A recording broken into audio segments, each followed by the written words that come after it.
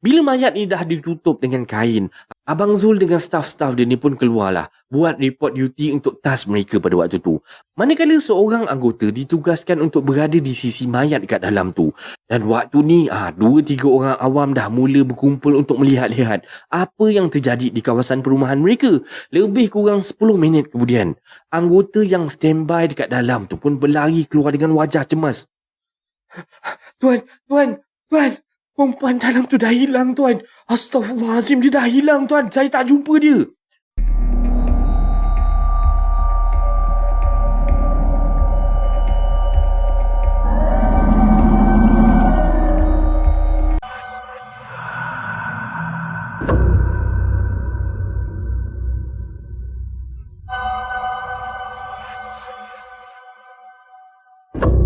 Assalamualaikum warahmatullahi wabarakatuh dan salam sejahtera kepada anda semua. Selamat datang ke channel Kisah Seram Malaysia. Diharapkan anda semua pada hari ini sihat-sihat belaka lah hendaknya, ya, insya-Allah. Baiklah, semua kisah-kisah yang saya akan ceritakan kat sini pada hari ini anda anggaplah sebagai satu hiburan sahaja. Jangan terlampau taksub ataupun terikut-ikut, ya. Baiklah, sebelum kita bermula, marilah kita sama-sama berdoa kepada Allah Subhanahu wa taala. Bismillahirrahmanirrahim. Waj'alna min baini aydihim saddan wa min khalfihim sadda fa aghshaynahum fahum la yubsirun. Amin amin ya rabbal alamin. Baiklah, tanpa membuang masa lagi, untuk hari ini Abang KSM nak bawakan anda kisah berkenaan dengan Abang Bomba, yang sama macam semalam. Lebih kurang cerita dia macam sambungan kisah yang semalam tu lah. Jadinya tanpa membuang masa lagi, marilah kita terus ke video yang pertama dengan lafaz Bismillahirrahmanirrahim. Hasbunallah wa ni'mal wakil.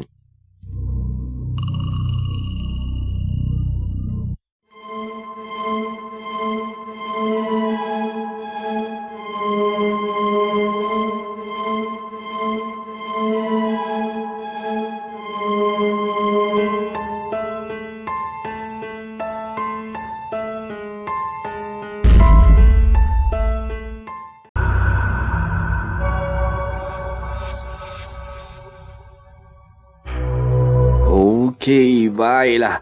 Macam yang KSM katakan tadi, kisah berkenaan dengan Abang Bomba. Jadinya kita terus dengan kisah yang pertama pada malam ni. Hai, Assalamualaikum warahmatullahi wabarakatuh. Waalaikumsalam warahmatullahi wabarakatuh. Nama saya Arif dan cerita ni hanya secebis daripada pengalaman hidup saya. Dan kisah ni kisah yang ketiga. Saya kutip daripada Abang Zul, seorang anggota Bomba yang berjiran dengan saya selama saya tinggal dekat Melaka dahulu. Kata Abang Zul, pada malam tu, tim dia dapat call dalam pukul 11.30 malam lah lebih kurang. Ada kawasan semak belukar berhampiran dengan sebuah padang bola di sebuah kampung ni telah terbakar. Dan khabarnya keadaan ataupun kebakaran kat situ tu agak teruk. Dah merebak ke separuh hutan di belakang belukar tersebut. Kawasan ni memang kerap terbakar lah kalau musim-musim, orang kata musim kemarau, musim panas kan. Jadinya bukanlah sesuatu yang pelik bila dengar berita yang kawasan ni ada kebakaran. Abang Zul bergegas dengan timnya, bawa jentera dengan kekuatan 4 orang anggota ke lokasi kejadian. Lokasi kejadian pula berjarak dalam 8 ke 10 km lah daripada balai Abang Zul ni. Jam betul-betul menunjukkan pukul 11.55 malam. Dan waktu tu, Abang Zul ni pun mulalah bertolak daripada balai menuju ke tempat yang dilaporkan tu. Dan pada waktu-waktu macam ni, jalan raya dah mula lengang daripada kenderaan. Waktu-waktu macam ni, orang ramai dah berada dekat rumah masing-masing, dah pun nak masuk tidur sebabnya kan esoknya hari tu hari bekerja. 10 minit sebelum tiba di lokasi, dia kena melalui sebuah kawasan yang boleh dikatakan sebagai jalan yang angker, jalan yang panas kerana banyaknya kejadian pembunuhan yang berlaku dekat kawasan tersebut. Katanya sering kelihatan ada keranda terbang dekat kawasan ni. Ini semua cabaran lah dalam tugas ni. Biasalah, orang kata setiap tugas ada cabarannya tersendiri. Lebih besar gaji, maka lebih besarlah tanggungjawabnya. Dan jentera kereta bomba ni pun bertolaklah meninggalkan balai bomba. Dan Abang Zul memberikan taklimat ringkas semasa dalam perjalanan ke lokasi kejadian. Saat melalui kawasan yang dikatakan berpenunggu tu, Tiba-tiba, kereta bomba mereka ni melalui satu kawasan yang boleh dikatakan sebagai tempat tu berkabus dengan tebal sekali. Punyalah tebal kabus tu, sampaikan kereta bomba yang dah buka aircon dan tutup semua tingkap ni tetap juga dimasuki kabus ikut celahan aircon blower tu. Punyalah tebal kabus ni sampaikan menutupi keseluruhan kawasan laluan tu dan hutan sekeliling. Sebelum masuk masih nampak lagi hutan dan lampu jalan di kiri kanan jalan. Tapi bila dah masuk dalam kabus ni, jarak penglihatan turun ke 5 meter ke hadapan je. Betul-betul tak boleh nampak apa dah kat depan ni. Buatnya tiba-tiba kalau ada orang melintas dekat depan tu, confirm memang kena langgar punya lah. Sebab jarak penglihatan yang sangat-sangat rendah pada waktu tu. Dan kabus tu tak lama lah. Dalam sekitar 5 ke 10 minit perjalanan je. Kemudiannya keadaan pun kembali menjadi normal. Tapi Abang Zul kata bila dah lepas je kabus tu, dia dah start rasa tak sedap hati dah waktu tu. Sebab telinga dia dah mula berdesing. Macam waktu tu Abang Zul rasa dah macam masuk ke dimensi lain ataupun tempat di alam lain macam tu. Dan serius, dia memang rasa tak selesa sangat-sangat dengan keadaan yang dia hadap sekarang ni. Daripada jalan bertar, dia dah mula memasuki jalan tanah merah. Ini lagi menambahkan lagi rasa pelik dengan keadaan yang berlaku sekarang ni. Dan setahu Abang Zul, kawasan Padang yang dileporkan terbakar ni masih dalam kampung yang boleh katakan kampung moden jugalah. Orang kata jalan-jalan tu sepatutnya semuanya bertar. Kalau tak silap Abang Zul, jalan dia ni berturap sampai ke Padang sebelum belukar yang terbakar tu dekat situ. Dan yang paling membuatkan dia muskil adalah kebiasaannya kebakaran sebelah malam ni daripada jauh. Korang ataupun kami ni sebagai anggota bomba ni dah boleh nampak api sebab dalam keadaan yang gelap, dan itu adalah benda yang normal sebab lampu jalan jaraknya jauh-jauh antara satu sama lain. Gelap pula tu kawasan tu, dan kawasan yang terbakar pula jauh di belukar belakang padang tu. Dan bila dah orang kata kawasan tu keadaan dia gelap, of course lah api kebakaran ni akan nampak jelas daripada jauh. Time-time macam ni, time-time gelap macam ni kan. Tapi yang kali ni sangat-sangat pelik. Gelap je kawasan sekeliling tu. Bila dah sampai, jentera bomba ni pun diparkingkan betul-betul dekat atas padang. Dan Abang Zul pun turun dan Usha lah pandang keliling, nengok-nengok kat mana kawasan yang dikatakan terbakar tadi. Pelik betul. Kat mana yang kata kebakarannya? Mana jalan raya? Kat sini kalau tak silap ada perkampungan. Kampung pun tak jumpa ni. Lampu jalan pun tak ada. Mana pergi semua orang? Ke aku dah salah lokasi ni? Man, kau tolong jap cek GPS koordinasi ni betul ke tak ni? Kita kat mana sekarang ni? Baik tuan, baik. Tuan, kalau ikut GPS kita ni, kita dekat lokasi yang betul dah ni tuan. Dan waktu ni Abang Zul tu dah jadi blur tau. Dalam sama-sama cahaya bertemankan cahaya lampu beacon kereta bomba ni, siren pun dimatikan. Dia dengar bunyi tapak berjalan.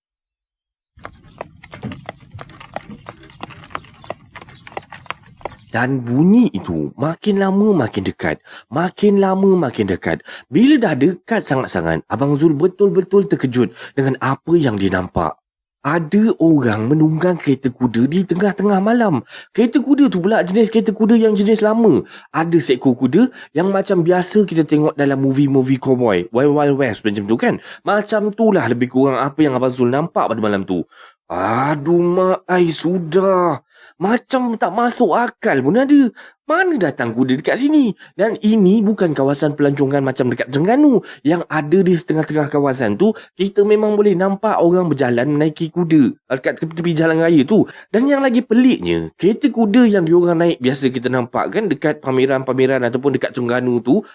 Kereta kuda yang diorang naik tu dengan kereta kuda yang ada betul-betul dekat depan mata Abang Zul sekarang ni, jauh betul beza dia. Yang depan mata ni betul-betul macam punyalah buruk macam tahun 20-an zaman-zaman dulu punya. Dan Abang Zul waktu ni cubalah nak berhentikan penunggang kereta kuda tu. Tapi kereta kuda tu jalan je terus, tak berhenti. Dah lah tak nak berhenti. Dia langgar je Abang Zul yang berdiri menghadang laluan dia tu. Tapi bila dia langgar je, tembus. Macam asap. Terus mengelupur Abang Zul ni naik balik ke atas kereta bomba. Weh, dah. Aku rasa kita geraklah daripada sini, Man. Man, Kau try com dengan base ban. Tanya kita exact location kat mana ni. Tuan. Dah cuba tuan. Tapi tak dapat com dengan base lah. Kat sini tak dapat coverage. Bunyi elektrik statik je kat sini. Okey. Kalau macam tu, kita keluar teruslah daripada sini. Kita cari je jalan balik. Kita keluar. Kita guna balik jalan yang kita guna tadi. Dan gear pun dimasukkan dan jentera pun berpusing melalui balik jalan yang diorang datang tadi. Disebabkan tanah merah ni dan tak ada jalan tar dekat situ, makanya terpusing-pusinglah mereka ni tak jumpa jalan. Dan yang best, dalam pada terpusing-pusing tu, diorang mula nampak lebih banyak kereta kuda lagi. Daripada satu tadi kan, mula-mula tu dah jadi semakin banyak dan semakin banyak. Yang menariknya, semua kereta kuda tu berlari melawan arus. Bila kita dalam jentera bomba tu dan nampak kereta kuda ni dalam jumlah yang sangat-sangat banyak menuju dengan laju pada kita, rasa dia lain macam babe. Sebab nampak macam diorang tengah kejar kita. Tapi lalu sebelah kiri dan kanan je.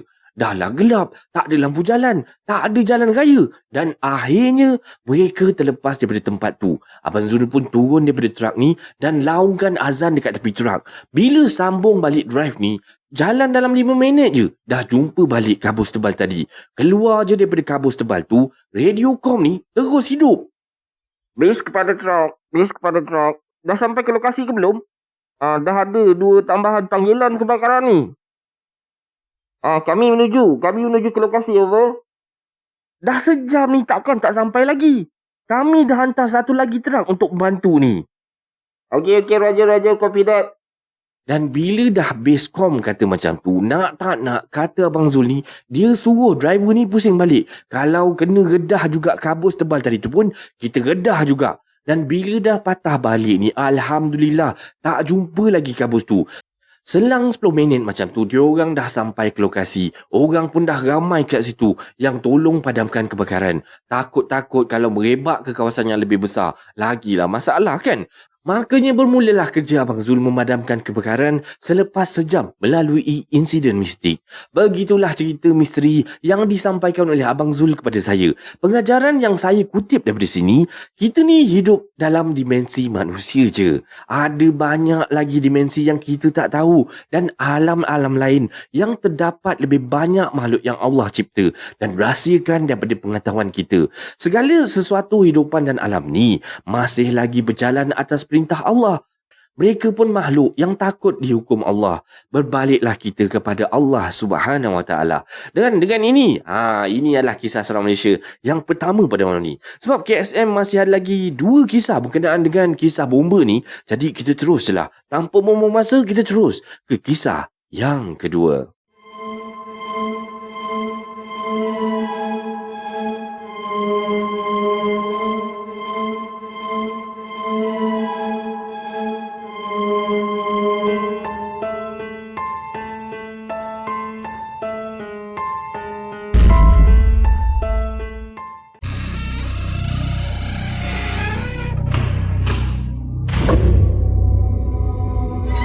Okey, baiklah.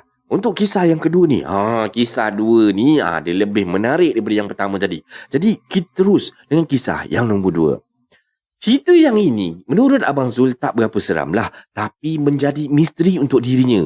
Malam tu, shift Abang Zul akan tamat pada pukul 12 malam. Dan sepanjang hari tu, tak ada langsung panggilan-panggilan kecemasan yang diterima, yang memerlukan dia dengan timnya untuk keluar daripada base ni. Jadinya, kerja-kerja yang dilakukan lebih menjurus kepada kerja-kerja dokumentasi di sekitar base saja.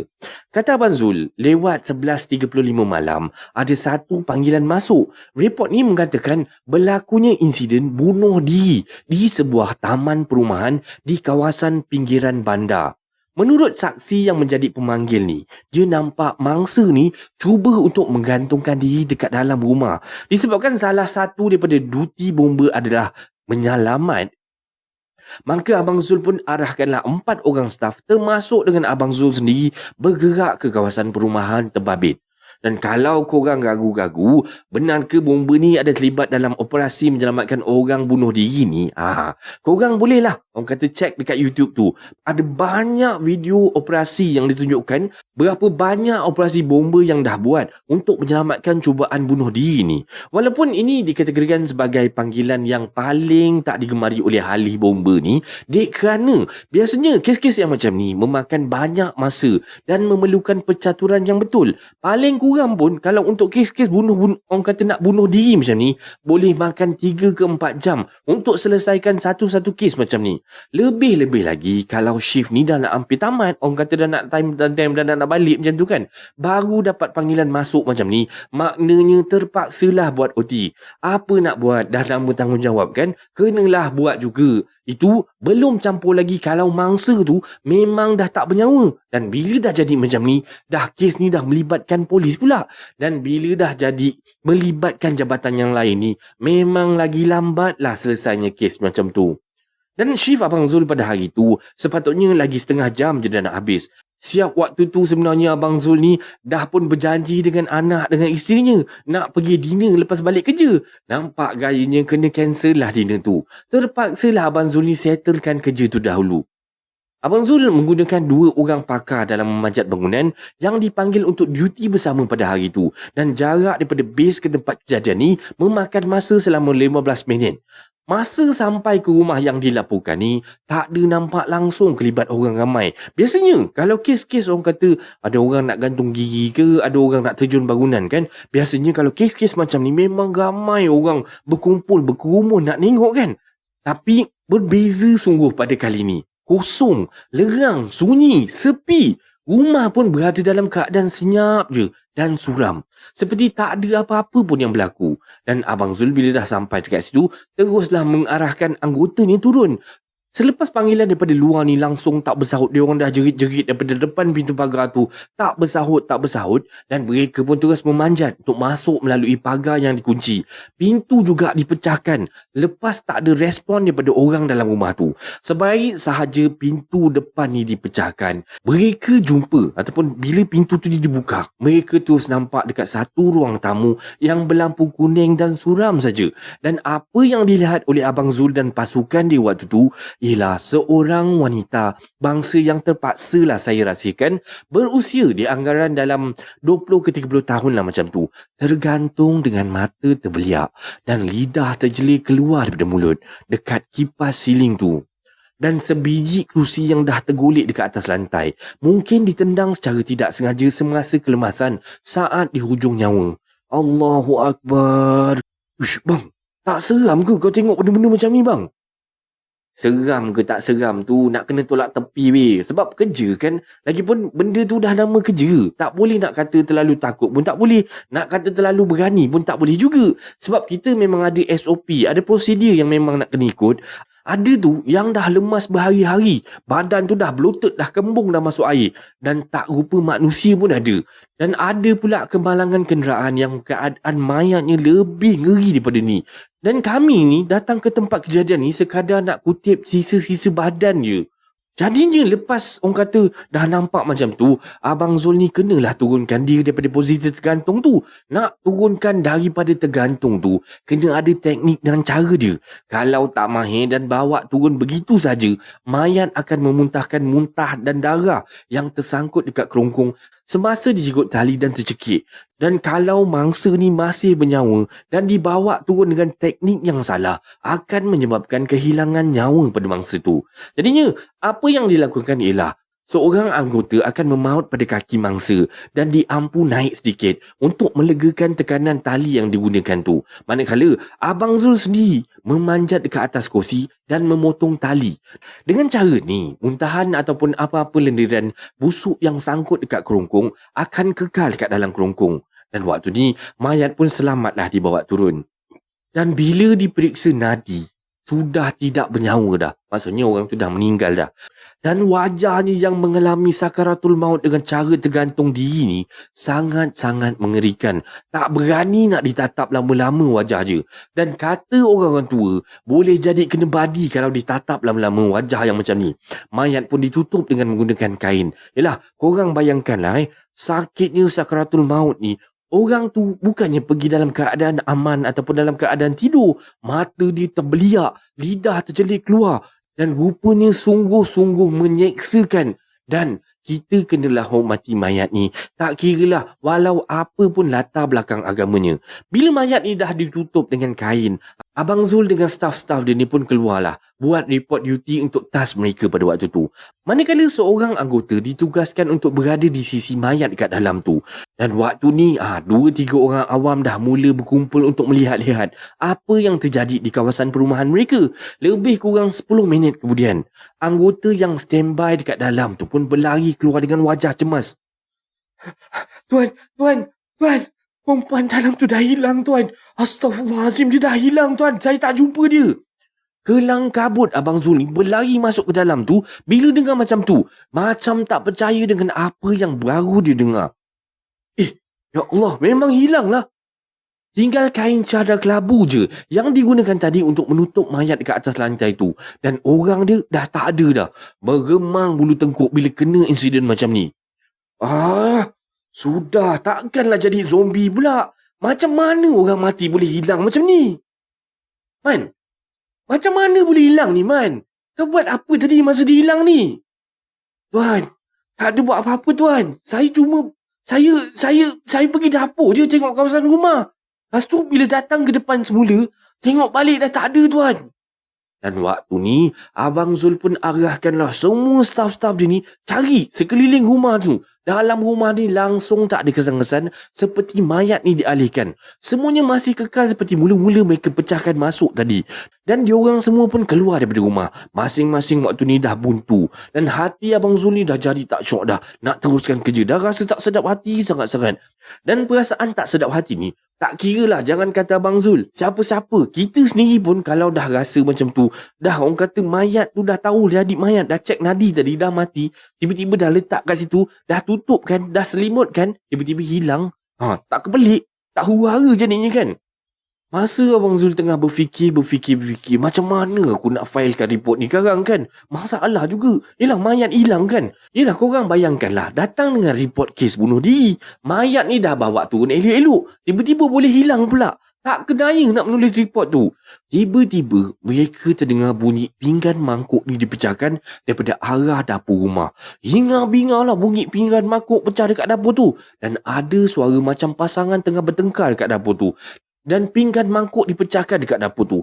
Dan dalam pada waktu ni, polis pula tak sampai-sampai. Kes kehilangan nyawa macam ni, hand over pada polis je sepatutnya. Kes pun dah selesai, dah tutup kes. Dan Abang Zul kata, staf dia ni dah hampir-hampir sedikit terjerit bila nampak bayangan perempuan yang tergantung tadi berjalan daripada dapur ke ruang tamu. Nampak dengan sekilas pandang je. Betul ke apa yang mereka nampak waktu tu kan? Ataupun pandangan mata mereka ni dah disesatkan. Dan Abang Zul pun mengarahkan semua anggota ni untuk bersama dengan dia ke dalam untuk buat pemeriksaan lagi sekali. Dan bila dah masuk, dah cek tapi tak ada sesiapa pun dalam rumah tu. Dan rumah tu kosong. Tak ada apa-apa pun dalam rumah tu. Dan yang lebih pelik lagi, rumah tu gelap gelita. Lampu pun tak menyala. Bila dicek kotak DB tu, orang kata tempat kotak yang untuk masuk supply current tu kan, kotak tu pun tak ada dalam rumah tu. Maksudnya, rumah tu memang tak ada langsung bekalan elektrik. Bila dah jadi macam ni, mereka semua keluar. Terus keluar pergi dekat kereta bomba diorang ni. Dan masing-masing ni tengah berserabut fikir, apa yang dah jadi sebenarnya? Dan apa nak jadi kalau macam ni? Masak nak menjawab ni sekarang. Dan pihak polis pun waktu ni masih juga tak sampai-sampai lagi. Keluarlah seorang jiran selang 2 daripada rumah tu. Tanyalah pada Abang Zul. Ayah, apa sudah jadi lah Tok? Apa pasal lu orang lama-lama sini ya? Apa? Sini ada kes bunuh diri lah. You kenal ke ini rumah? Bunuh diri ya? Ayah banyak suwe oh. Siapa lah mati ya? Orang isap dadah kah? Bukan orang isap dadah, Pek. Sini, ini owner rumah sini lah sudah meninggal lah, Uncle. Sudah bunuh diri dah lama. Ayah. Datuk, you lah betul kah? Ini rumah sudah 15 tahun kosong oh. Salah siapa duduk dalam Aduh, sudah. Habis tu siapa yang buat panggilan? Lebih teruk lagi siapa yang akan turunkan daripada tergantung tadi. Dan semua misteri waktu ni masih lagi belum selesai. Dan pihak polis ni masih juga belum sampai-sampai. Balai terdekat terpaksa dihubungi dan balai kata langsung pada malam tu mereka tak ada terima apa-apa report untuk kes bunuh diri pada malam tersebut.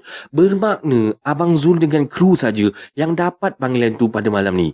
Jadinya Abang Zul dengan pantas arahkan untuk buat pemeriksaan terakhir sekali lagi dalam rumah tu. Dan untuk nak memastikan betul-betul rumah ni memang tak ada penghuni. Dan mereka terus masuk balik dalam tu. Lepas dah periksa-periksa dalam tu, langsung tak ada apa-apa. Kosong, memang macam rumah tinggal je. Yalah, pada malam tu, dah lah diorang ni kena stay back. Kena kerja, orang kata buat OT pula kerana ada panggilan kes-kes macam ni. Tapi tak ada kejadian apa-apa pula. Dah lah tak dapat keluar makan dengan anak pula lagi. Dan sebabnya waktu tu dah lebih tengah malam. Tambah lagi satu bala, tak dapat terus balik ke rumah pula lepas tu. Sebab bila dah kena kes gangguan-gangguan macam ni, Abang Zul biasanya takkan terus balik ke rumah. Hai, nasib. Malam tu semua staf Abang Zul diarahkan untuk tunggu sampai hari cerah sebelum semuanya baru boleh balik rumah untuk mengelakkan gangguan yang tak diingini berlaku dalam rumah mereka pula. Mereka mandi di stesen dan berjemaah ramai-ramai sebelum kembali ke rumah pada keesokan harinya. Menurut Abang Zul, staf dia yang peluk dan bawa turun mayat tu pada mula-mula sampai tu kan, terkenalah sedikit gangguan. Sampai demam 3 hari member tu. Nasib baiklah dia tu masih belum berkahwin lagi. Tak adalah bawa saka ni balik ke rumah ke apa. Lepas pada insiden tu, selidik punya selidik, rumah tu dulu ada kes serupa insiden ni juga yang berlaku. Perempuan gantung diri di tengah ruang tamu rumah. Dan penyewa rumah tu pula tak ada siapa pun yang pernah tinggal kat situ lebih daripada 2 bulan. So, pengajaran yang saya kutip daripada cerita ni, penting untuk masyarakat memberikan kerjasama dengan kaki tangan awam ni. Dalam situasi yang berlaku macam ni, mereka sampai sanggup tinggalkan orang-orang yang tersayang untuk berkhidmat pada agama, bangsa dan negara. Semoga bakti mereka ni dibayar dengan ganjaran amal dan soleh. Al-Fatihah lah untuk Allahyarham Muhammad Hadib bin Muhammad Kasim. Semoga mendapat pembelaan setimpal untuk beliau. Dan ini adalah kisah seorang Malaysia yang kedua pada malam ni. Okey, sebab KSM ada lagi satu kisah dan orang kata masa pun agak panjang, tak apa. Kita terus dengan kisah yang ketiga.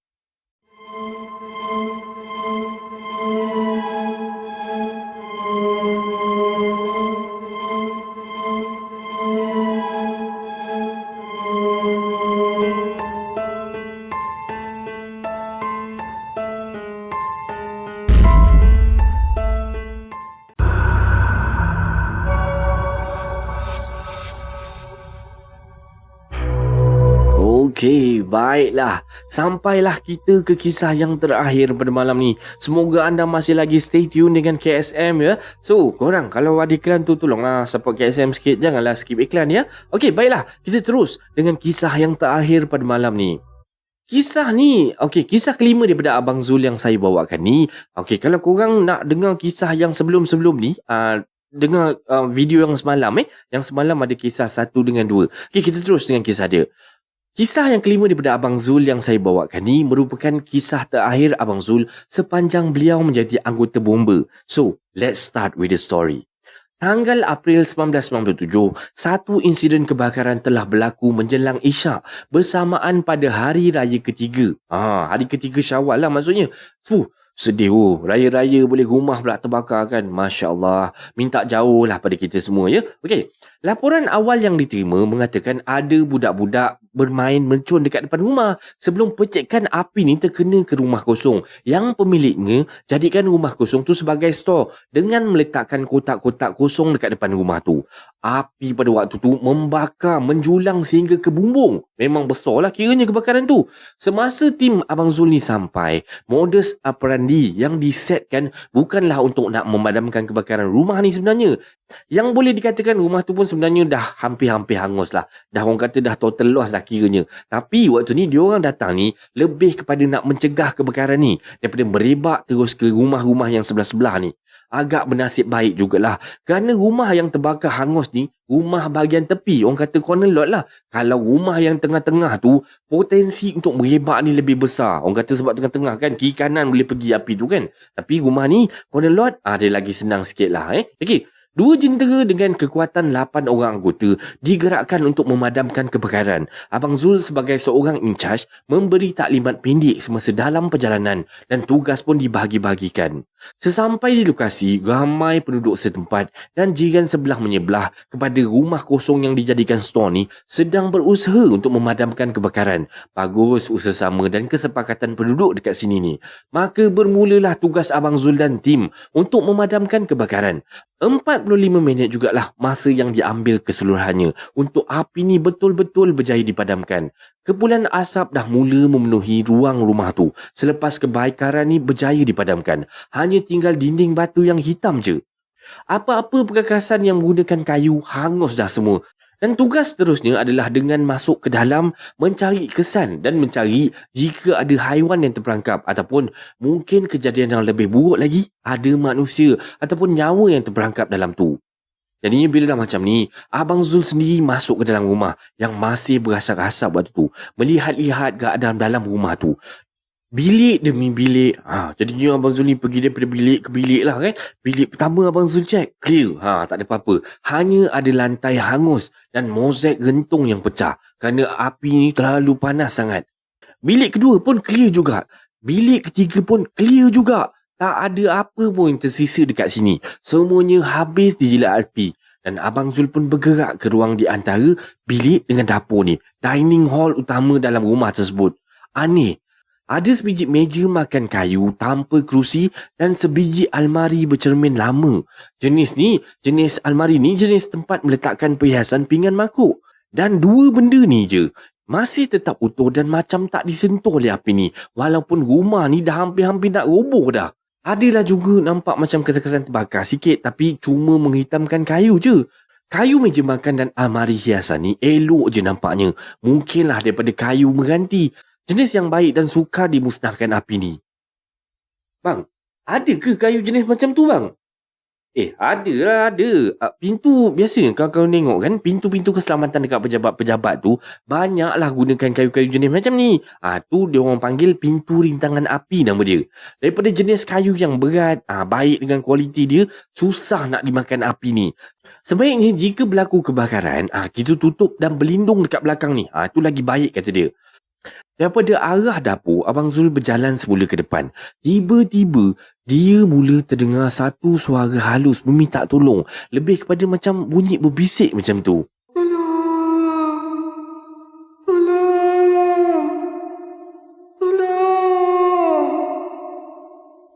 Dan Abang Zul pun mulalah tercangak-cangak mencari daripada mana datang suara ni. Habis semua ruang makan yang masih berasap nipis ni, dia geladah.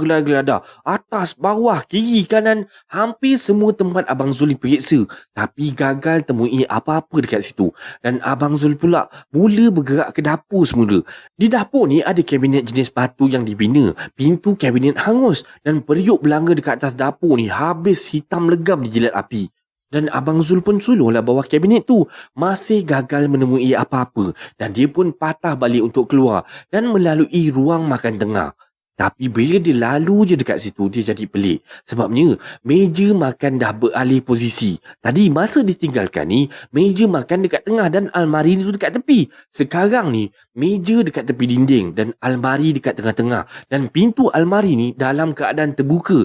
Terbuka menghadap ke dapur. Seolah-olah menanti Abang Zul ni untuk menjengah ke dalam. Aduh, apa benda pula ni? Aku ni mimpi ke apa tadi? Nak kena tengok ke dalam almari ni. Lain macam je.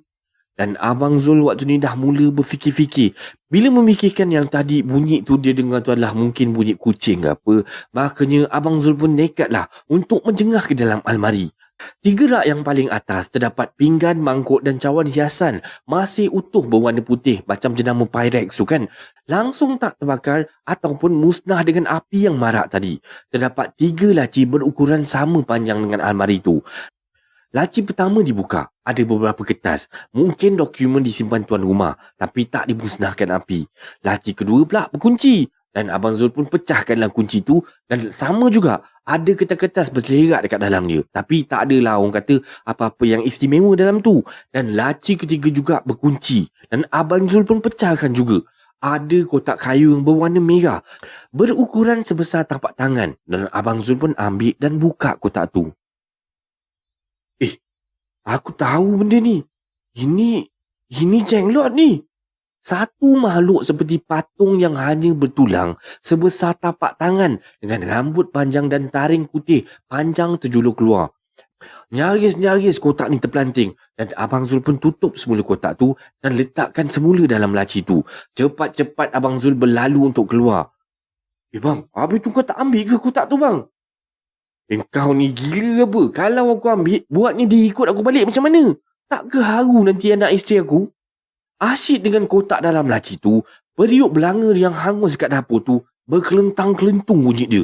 Dan Abang Zul teruslah menyulut ke arah dapur tu. Nampaklah periuk ni bergolek-golek dekat lantai. Engkau nak tahu, masa aku pusing je balik, kedudukan meja dengan almari ni dah menghalang jalan utama untuk keluar daripada dining hall ni. Dan aku tulis semula, kotak yang aku tadi dah letak balik dalam laci tu, sekarang ni ada dekat atas meja makan tu pula. Dan aku apa lagi, aku larilah. Tak sanggup aku nak hadap dah nampak benda-benda macam tu tadi. Bang, habis tu, kau keluar daripada mana bang? Aku keluar ikut pintu belakang. Pintu tu dah hangus. Aku rempus sikit je dah terbuka dah. Teruslah aku keluar ikut pintu belakang tu. Dan Abang Zul pada malam tu diingatkan benda tu dah habis kat situ je. Selepas tamat shift, Abang Zul pun teruslah pulang ke rumah. Macam biasalah, bila balik rumah ni, disambut oleh isteri dengan anak Abang Zul yang paling kecil sekali. Masuk rumah je Abang Zul pun terus masuk bilik air, mandi, bersih-bersihkan diri apa semua. Dah siap apa semua, teruslah duduk dekat meja makan, dak makan. Tengah makan-makan tu, Abang Zul pun layanlah anak kecil dia ni. Berbual-bual kan budak kecil. Bah, tadi kan, masa adik main basikal, ada orang tahu bagi adik mainan tahu. Wah, dapat mainan ke? Siapa bagi adik mainan? Adalah, orang tu lalu depan rumah. Kejap bang kejap adik ambil Dan anak Abang Zul ni kembali semula membawa kotak merah yang Abang Zul dah buang tadi dekat rumah terbakar tu tadi. Terkejut Abang Zul ni. Dik, adik dah buka ke kotak ni? Belum lah. Kan adik tunggu abah balik, barulah nak buka sama-sama dengan abah. Dan malam tu juga Abang Zul keluar bawa kotak dengan anak dengan isteri dia pergi ke rumah ustaz untuk nak dapatkan rawatan. Kotak yang berisi jenglot yang tak sempat dibuka oleh anak kecil Abang Zul tu diberikan pada ustaz. Dan anak kecil Abang Zul pada waktu tu menangis-nangis tak nak lepaskan kotak tu. Kalau kau nak tahu, aku dengar ustaz tu hanyutkan kotak tu ke laut malam tu juga tahu. Dan aku sendiri, anak beranak ni, ustaz tu buatkan aku air penawar lah untuk nak pulihkan semangat kita orang. Alhamdulillah, semuanya selesai dengan baik. Kata Abang Zul, rumah tersebut dimiliki oleh ahli perniagaan daripada Indonesia. Rumah yang dijadikan stor menyimpan barang-barang kita semula. Dengar kabarnya, pemilik rumah tersebut ada juga mencari jenglot yang hilang daripada rumah tu. Mungkinlah dia pelihara benda tu untuk meningkatkan jualan ataupun urusan lain lah. Tak pastilah. Dan tak tahulah apa sebabnya lah, tak pula diceritakan kat sini. Begitulah cerita yang saya terima daripada Abang Zul. Pengajaran yang saya kutip daripada cerita ni, kita ni mungkin cukup dewasa untuk memahami supaya tidak mudah percaya dan mengambil sesuatu yang diberikan oleh orang yang tak dikenali. Tetapi, adakah mesej tersebut sampai kepada anak-anak kita? Sebaiknya, ibu bapa memantau anak-anak yang bermain mercun. Dan kisah Abang Zul kali ni, rumah kosong. Bayangkanlah, kalau rumah tu ada penghuni. Penghuninya pula terperangkap dan mati dalam kebakaran tu. Susahlah kita nak menjawab nanti. Dan yang terakhir, sebaik-baiknya, jika mengalami insiden yang lebih kurang serupa, elakkan daripada terus balik ke rumah. waktu ni ialah pasal ni Abang Zul ni nasib baik lah, kerana dia pun dah biasa dan memang bidang dia kan, jadinya dah begitu banyak kenalan. Ada jugalah ramai yang orang kenal yang boleh, yang sudi membantu dia ni. Sekianlah cerita saya pada kali ini dan selamat berpuasa. Terima kasih pada anda semua dan ini adalah kisah seram Malaysia pada malam ni. Semoga anda terhibur dan dapatlah mengambil iktibar, dapatlah orang kata sedikit pengajaran daripada kisah yang KSM sampaikan ni, ya. Baiklah. Sebelum kita akhiri, kita letak disclaimer sikit. Semua kisah-kisah yang saya ceritakan kat sini pada hari ini, anda anggaplah sebagai satu hiburan sahaja. Jangan terlampau taksub ataupun terikut-ikut, ya. Sebarang komen, like dan share daripada anda semua amat-amatlah dihargai. Terima kasih pada yang dah sudi subscribe di channel Kisah Seram Malaysia ni, dan yang masih belum tu, bantulah saya dengan menekan butang subscribe, like dan sharekan video ini kepada kawan-kawan anda. Sokongan daripada anda semua adalah ibarat satu pembakar semangat buat saya untuk terus berkarya, agar saya terus berusaha untuk membuat banyak video-video yang baik, yang menarik dan berkualiti untuk anda semua tonton, insya-Allah. Jadinya yang baik itu datang daripada Allah Subhanahu Wa Taala dan yang buruk itu datang daripada kelemahan diri saya sendiri. Dan saya akhiri kisah seram Malaysia pada kali ini dengan lafaz Assalamualaikum warahmatullahi wabarakatuh. Thank you so much for your support. See you in next video. Take care guys and God bless you.